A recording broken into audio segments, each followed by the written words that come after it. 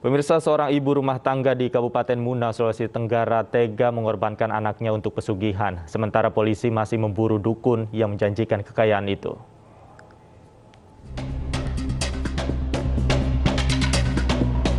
Seorang ibu rumah tangga berinisial ZY, warga Kecamatan Napabalo, Kabupaten Muna, Sulawesi Tenggara, tega mengorbankan anaknya untuk pesugihan.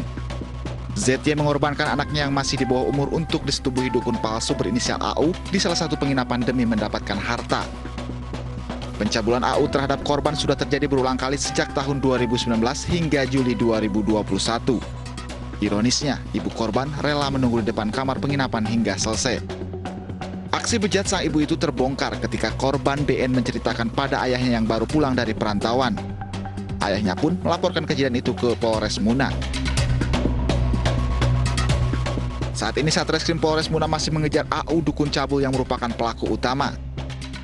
Sementara ibu korban ZY telah ditetapkan sebagai tersangka dan terancam hukuman 15 tahun penjara. Dari Kabupaten Muna, Sulawesi Tenggara, Febriono Tameng, iNews melaporkan. Pemirsa, apa yang membuat seorang ibu rumah tangga di Kabupaten Muna, Sulawesi Tenggara tega mengorbankan anaknya sendiri untuk pesugihan? Dan untuk membahasnya sudah bergabung bersama kami Kasat Reskrim Polres Muna, Ibtu Hamka, ayah korban, dan juga sosiolog dari Universitas Hasanuddin Ramli AT. Selamat sore Pak Ramli, Pak Hamka, dan Pak LM. Selamat sore, Mas Devi. Selamat sore Bapak. Baik. Pertama saya ingin ke Pak Hamka terlebih dahulu. Pak Hamka, bagaimana kronologis kasus ini akhirnya bisa terungkap, Pak? Baik, terima kasih. Adapun kronologi sampai kasus ini terungkap, di mana awalnya bahwa orang tua anak korban melaporkan ke Polres Muna, kemudian kami dari Satreskrim melakukan penyelidikan, dan dari penyelidikan kami melakukan pengungkapan terhadap ibu kandung anak korban dulu yang kami tangkap. Karena yang diduga sebagai pelaku dukun cabulnya ini melarikan diri pada saat itu. Baik. Saya langsung tanyakan kepada ayah korban, Pak LM, melalui sambungan telepon. Pak LM, bisa diceritakan Pak, ketika itu apa yang dikatakan oleh anak Bapak kepada Bapak? Ya, pertama-tama anak saya menceritakan, anak ini dia menangis. Persoalannya tapi begitu saja anak saya bertanya, kenapa nggak menangis? Air matanya terkucuran. Kenapa nggak? Kau bilang saja, pukul kamu. Sana, terus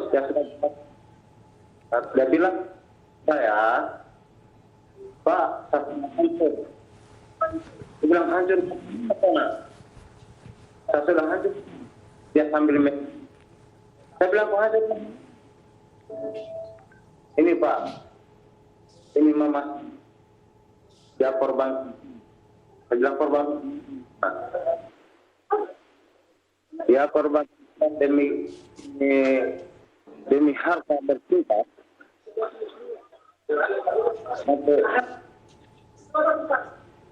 Saya melak karena semua mama. Baik. Pak LM, nampaknya sambungannya kurang jelas. Nanti sambil kita perbaiki sambungan komunikasi dengan Pak LM, saya ingin kembali ke Pak Hamka terlebih dahulu. Pak Hamka, fakta-fakta apa yang didapatkan ketika mengamankan ibu korban ini, Pak? Jadi berdasarkan dari hasil pemeriksaan saksi-saksi, kemudian barang bukti yang kami peroleh, sehingga untuk ibu kandung anak korban kami tetapkan sebagai tersangka. Dan dari keterangan anak korban dan saksi-saksi, termasuk dengan pemilik penginapan juga mengakui hal itu. Demikian pula dengan ibu anak kandung korban. Perempuan Z mengakui kejadian dimaksud. Motif apa yang pada saat itu dikatakan oleh ibu korban sehingga tega dalam tanda kutip menjual anaknya begitu? Jadi dari keterangan yang kami dalami dari ibu anak korban ini, bahwa ibu kandung anak korban ini diiming-imingi untuk memperoleh atau mempercepat memperoleh uang yang banyak. Sehingga diberikanlah semacam jimat kepada dari diduga pelaku, jimat berwarna putih, kain putih. Kemudian jimat ini menurut pelaku bahwa bisa mempercepat memperoleh uang dalam waktu setahun 4 bulan. Sehingga ibu kandung anak korban ini terpengaruh, kemudian mempengaruhi pula anaknya, membujuk dan merayu, bahkan memaksa anaknya sampai akhirnya terjadi persetubuhan. Dari mana ibu korban ini mengenal dukun ini, Pak? Jadi ibu korban ini mengenal diduga pelaku ini melalui telepon seluler, kemudian bertemu di salah satu hotel, kemudian di hotel ini disampaikan dan diiming-imingi, dijanji bahwa akan memperoleh uang dengan cepat dan banyak dengan syarat harus berhubungan badan. Jadi untuk ibu kandung dari korban juga ini, yang pertama kali terjadi persetubuhan antara dia dengan yang diduga pelaku. Kemudian yang diduga pelaku ini menyampaikan lagi bahwa apabila ingin mempercepat memperoleh banyak uang, maka harus menambah lagi satu perempuan. Tidak boleh ganjil, harus genap.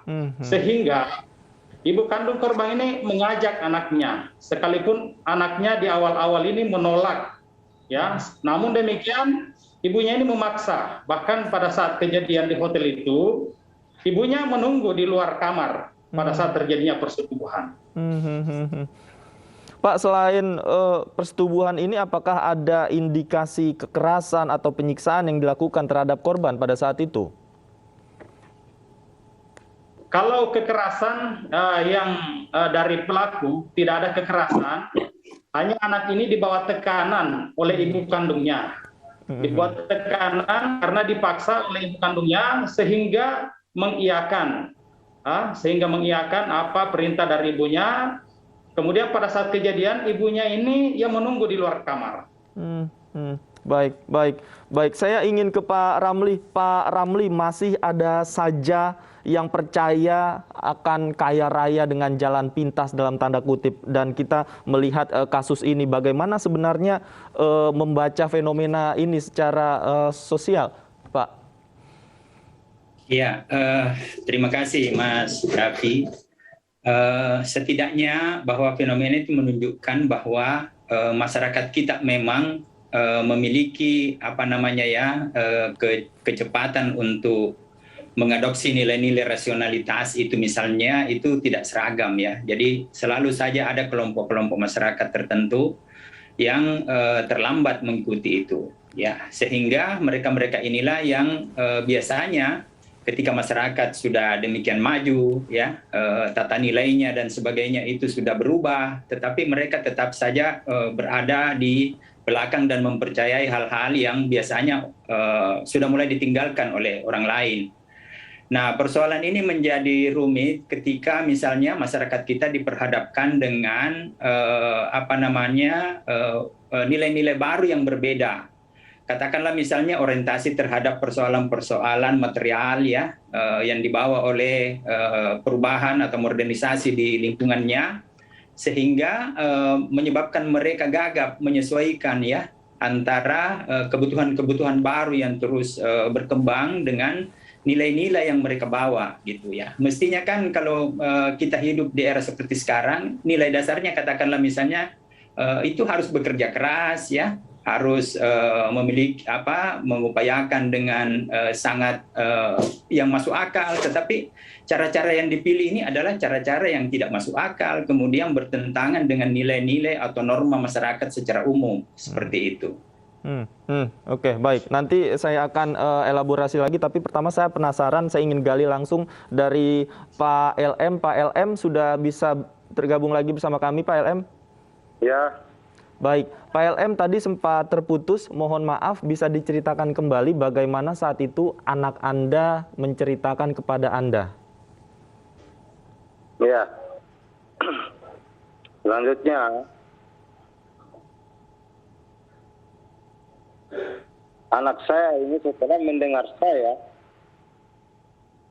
pergi kembali memerintah lagi di Papua sana, kata anak saya, dia takut juga. Kenapa? Anak saya tiba-tiba langsung datang. Anak saya itu sambil menangis.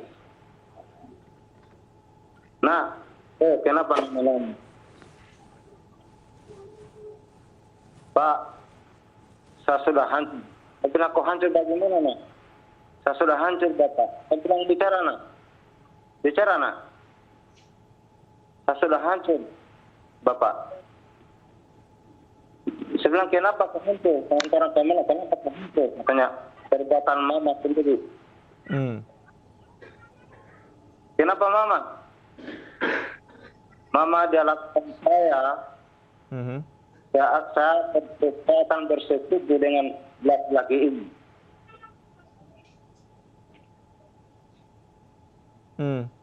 Terus laki-laki itu siapa? Katanya orang dari Malibano.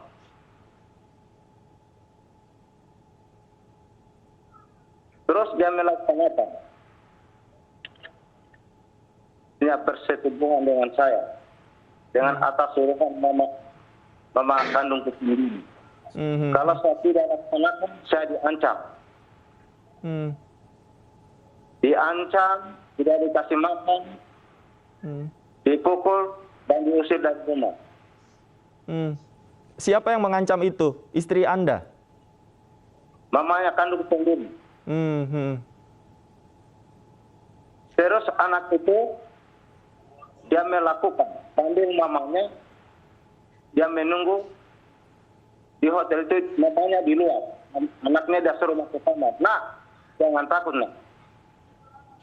Kau masuk saja, nak. Layani itu. Layani itu laki-laki itu. Ini untuk kebaikanmu, nak. Itu masa depanmu, nak. Terus dia masuk, begitu masuk, sudah melakukan, begitu sudah habis melakukan, dia pulang itu anak. Baik. Dia di tempat ditanya dengan mamanya sendiri. Baik. Gimana, nak? Sudah lakukan? Iya, mak. Dengan perintah saya sudah lakukan. Iya, mak. Sampai itu anak katanya dalam waktu itu sampai dia menangis itu. Baik. Pak LM, mohon maaf saya potong, artinya memang saat itu ada ancaman yang diterima oleh anak Anda sehingga anak Anda ini tidak berani untuk melawan atau berontak begitu ya? Iya. Baik. Saya ingin kembali ke Pak Hamka. Pak Hamka, berapa kali terduga pelaku ini melakukan aksinya, Pak, kepada korban? Jadi berdasarkan keterangan dan pengakuan anak korban beserta keterangan dari ibu kandungnya bahwa ini berulang kali, ya, mulai sejak akhir 2019 hingga bulan Juli 2021. Baik, berulang kali sejak tahun 2019. Apa kemudian ketika kejadian ini berulang kali, apakah ada upaya yang dilakukan oleh korban untuk melapor atau berbuat sesuatu terhadap perlakuan yang didapatkannya, Pak? Jadi karena anak korban adalah masih labil, ya, jadi anak korban ini selama ini tinggal bersama ibu kandung karena bapak kandung sementara di rantau. Ya, jadi anak ini di bawah pengawasan dari ibunya. Untuk pemikiran laporan pada saat itu belum ada. Nanti pada saat ayah kandungnya balik dari rantau, kemudian menceritakan sampai akhirnya dilaporkan. Karena anak ini selalu di dalam tekanan ibu kandungnya yang saat ini. Pada saat itu. Artinya memang sebagian besar waktunya berada bersama dengan ibunya ya. Baik, baik. Saya kembali ke Pak Ramli. Pak Ramli, sebenarnya selain tadi faktor yang Anda katakan tadi, apa sebenarnya yang menjadi jualan dalam tanda kutip oknum-oknum seperti ini bisa meyakinkan korbannya hingga tega berbuat sedemikian miris, Pak? Ya. Kalau kita lihat tadi cerita dari baik dari Pak Kanit ya maupun dari orang tua korban, itu kelihatan sekali bahwa ada motif ekonomi yang sangat kuat dalam kasus ini, ya. Berkaitan dengan pesugihan itu kan motif ekonominya sangat kuat. Kemudian yang lain adalah motif ekonomi ini semakin diperkuat dengan diperkuat dengan mimpi atau keinginan untuk segera bisa mendapatkan itu, dan itu yang betul-betul dimanfaatkan oleh dukun ini. Jadi memberi janji yang memang bersesuaian dengan harapan dari sang korban. Nah, di situ jadi ada ketemu antara apa yang dijanjikan dengan harapan yang terlalu besar untuk segera mungkin mengubah kehidupannya berdasarkan mimpi-mimpi yang dibangunnya, ya, seperti itu. Dan itu tadi persoalannya kemudian adalah korban ini tidak mempertimbangkan hal-hal yang katakanlah misalnya kaitan antara janji itu dengan norma yang berlaku di dalam masyarakat. Mestinya kan hal-hal seperti itu mestilah dibandingkan atau dikoreksi dengan nilai sehari-hari yang dipelajari di dalam masyarakat, ya, supaya masyarakat tidak mudah terkelabui oleh berbagai macam janji yang biasa tersebar, yang biasanya memang menjadi ciri orang-orang yang akan melakukan penipuan, ya. Seperti itu. Baik. Pak Hamka, tadi Anda katakan bahwa ini sudah berlangsung sejak lama. Apakah ada satu saja bukti yang bisa diberikan oleh terduga pelaku ini kepada korban yang bahwa ia mengatakan betul-betul bisa mendatangkan kekayaan? Apakah ada bukti yang sudah diberikan? Jadi ada semacam jimat yang telah diberikan kepada korban, yaitu jimat yang dibungkus dengan kain putih, dan saat ini barang bukti tersebut kami juga sudah lakukan penyitaan. Baik, hanya jimat saja Pak. Kalau dari keterangan ZY yang sudah Anda amankan, apa tidak ada lagi misalnya sudah diberikan uang dengan jumlah tertentu atau segala macam akibat ritual seperti ini?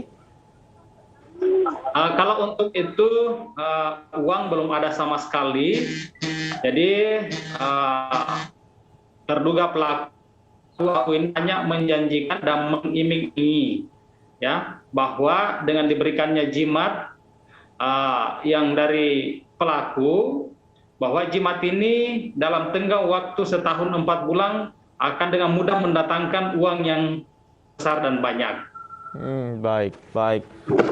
Artinya masih menjual mimpi seperti yang dikatakan oleh Pak Ramli tadi, ya. Baik, terima kasih Pak Hamka sudah bergabung bersama kami. Kita pantau terus perkembangan kasusnya nanti seperti apa. Pak Ramli juga terima kasih atas waktunya. Terakhir Pak LM juga terima kasih Bapak sudah berkenan meluangkan waktu bersama kami di iNews Sore. Selamat sore Bapak-bapak.